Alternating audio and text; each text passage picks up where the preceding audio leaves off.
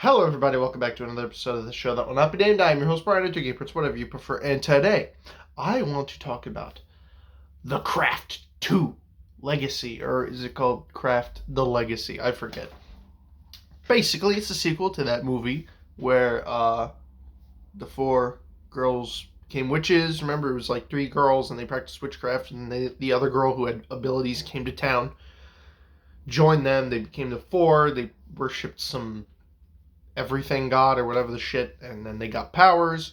The three girls use their powers for evil. The one girl wanted to use it for good. A couple people die, and then in the end, she ends up taking away their powers, sends one of them to an insane asylum because she's a murdering bitch, and then she basically lives on, superpowered and whatnot.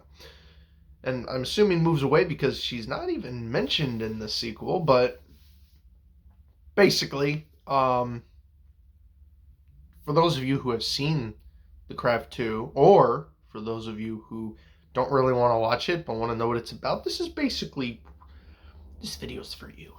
Long story short, the sequel is very bad. The acting is piss poor. Absolutely piss poor. I watched it with my girlfriend a few months ago. We got it. It wasn't terrible. The premise, here's what's funny. The bad guy, you could tell who the bad guy was, almost.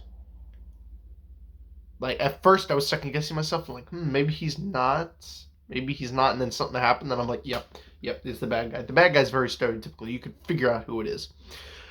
The one thing that I actually enjoyed, maybe not one thing I enjoyed, there was a couple things I liked about the film. For one, I thought it was very surprising because in the first Craft, the girls, or at least the three main girls who practiced the witchcraft before the main character came along, they all use their powers for evil. They use it for dark shit. In this one, the girls use their power to technically mind wipe some dude and make him different.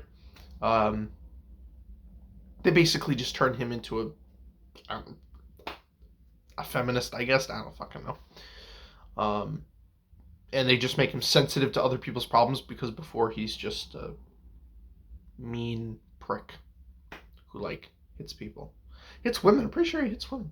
Just for no reason. Just, hey, how you doing? Whoop, bam. But they basically change his personality, and the main girl ends up falling in love with him, and then he ends up dying, and they think that it's their fault. And the thing is that the girls in this one are really remorseful about it. They're like, we cannot use our powers for evil. Ah! And it's good. I'm like, wow, they're not scumbags, which I think was a nice change up from the first film. But then that leaves the question, wait a minute. If they're not the bad guys, who is? Because you're not going to have a movie about witchcraft and not have an antagonist. It's just not in the cards. But, the bad guy ends up revealing himself a little early. It was only once in the film, towards the middle, where I was second guessing myself, and I'm like, no, he can't be the bad guy. He can't, but yep, he's the bad guy. Mm-hmm.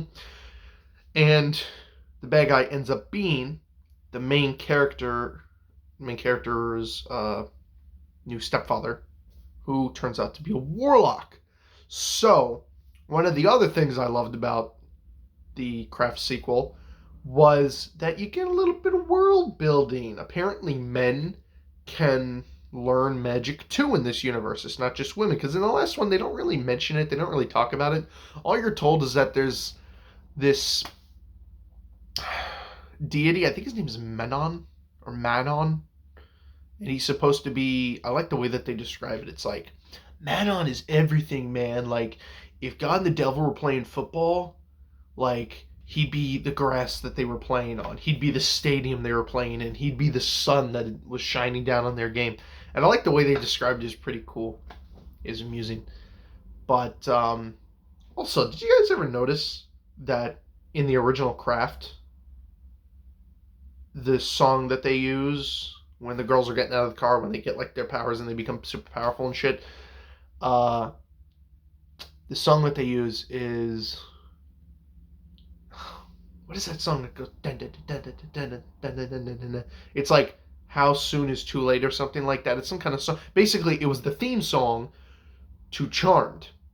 Is used in that movie, The Craft, which leads me to believe, did the guys who made Charmed have anything to do with The Craft? Or the people who made Charmed heavily influenced by The Craft? I don't know. Seems interesting.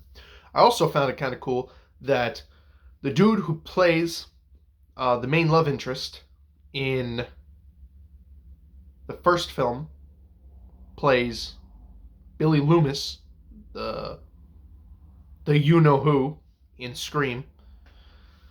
And the girl who plays Sidney Prescott in Scream is also in Craft. But it's funny that both of them don't really have any connection, intermingling, blah blah blah in The Craft. They just kind of they just know people that know each other. But I thought that was interesting. Two people from Scream are in it. It's got a song that ended up being the theme for one of, I don't know, my favorite TV shows of all time. Love Charmed. Charmed was so good. Charmed and Smallville. Smallville was alright. I watched a lot of... It's mainly I just watched whatever my parents watched in the 2000s, early 2000s. But, yeah. I definitely liked... The magic in this was, in a way, I guess, kind of toned down from the first one. The second Craft movie was very subdued. Didn't see a whole lot of... I mean, I'm trying to think who actually died. I think like one person. And that was it. One person died in the whole movie, I'm pretty sure. And it was that one dude that they mind controlled. And the whole point, which is what I was going to get into next, the other thing where I was kind of watching the movie and I was like, oh my God, was that the main villain, because, you know, we live in modern days, of course, so of course the main Warlock character is this dude who's the, like, fucking ultimate misogynist. He's the ultimate fucking... He has a fucking speech at the end where he's like... He's basically just talking about, like, the difference between men and women. He's like, we're your kings, and shit like that. And I'm watching this like, Jesus fucking Christ. It's just... Some parts of the movie are just painful to watch. Because, I don't know, that's the other thing. Some of it seems forced. Like, I get it. It's witches. Feminist undertones. Alright. Cool. You already told me that by making the dude an asshole and the girls completely flawless and remorseful. You know, you already got the message across. But to sit there and have the bad guy go on and on and on about how men are the superior race, you know, fucking Ubermensch. It's just kind of, I felt like he was really shoving that message into my face. And it just got kind of like, okay, yeah, I got it the first time. It's like what Marvel did when they couldn't think of any good character motivations, so they just started making every bad guy a fascist because it's just the easiest group of people to hate. But other than those really, really forced scenes, like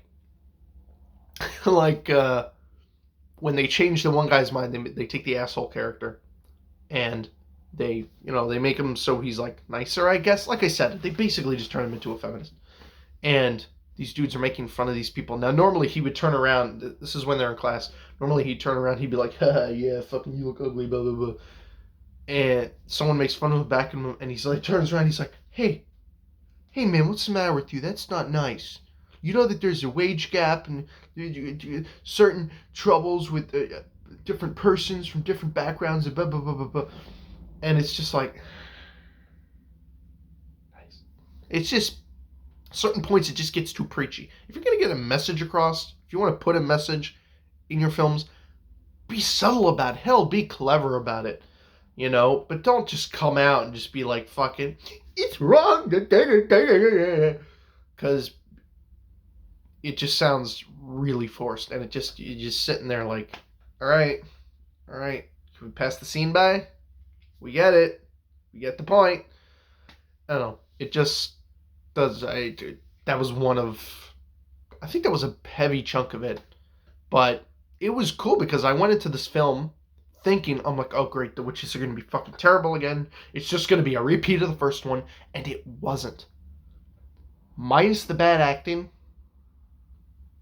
and the message forcing, the story was actually really good. I actually enjoyed it. I thought it was fantastic. I thought that, spoiler alert, the main character in this one is the daughter of the antagonist of the first one. And it was just fantastic. I love that idea. And through the entire movie, I kept telling my girlfriend, if I don't get a Nancy, because the main evil witch from the first one, her name is Nancy, she gets thrown in an insane asylum at the end of that one. And I keep saying, if I don't get a Nancy cameo, that's it. This movie wasn't worth it. This movie ain't worth a shit. And then right at the end, you get like a hot 5-second shot, just close up of her, just where the main character goes and visits her mother in the end in the insane asylum, and you get a shot of Nancy. And I'm just like, the whole movie was worth it. That's it. That did it for me. That was it. It was perfect.